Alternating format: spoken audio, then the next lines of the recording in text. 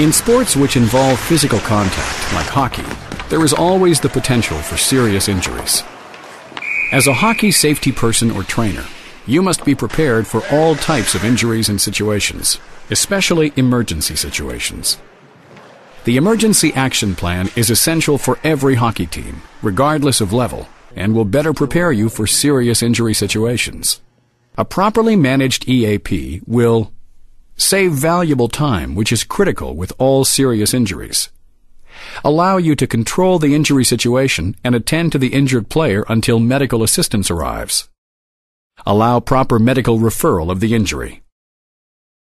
At the start of each season, the safety person or coaches should coordinate the implementation of the EAP.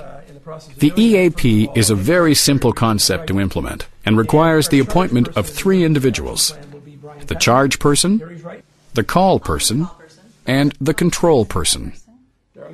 Selection of these people should be based on availability, commitment, and first aid or medical expertise. The charge person will be you, the safety person or trainer, or the most qualified person in first aid with your team. You must initially take control and assess the situation. You're in charge of the injured player and the injury situation. Your role is to direct the people you've appointed as part of the EAP and to ensure that no one moves the injured player until medical assistance arrives. The charge person must remain with the player and calmly reassure them until emergency assistance arrives. The call person should have a list of emergency numbers for the area and is responsible for making the telephone call when emergency help is required. The call person should be someone who attends all games and practices, but is not responsible for the bench area. Their duties and responsibilities include knowing the location of all available phones in every facility where your team plays, and having change in case a payphone is required.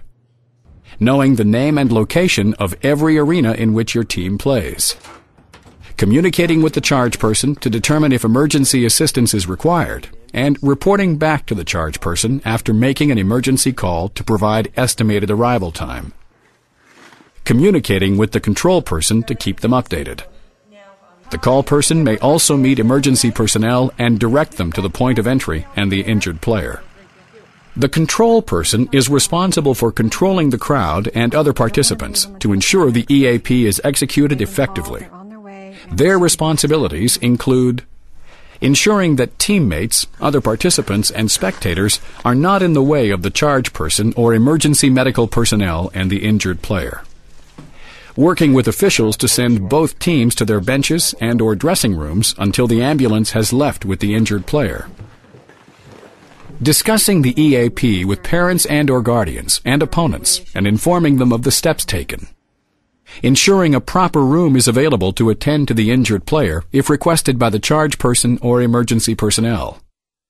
Seeking highly trained medical personnel in the arena facility if the charge person believes they cannot wait for emergency assistance to arrive.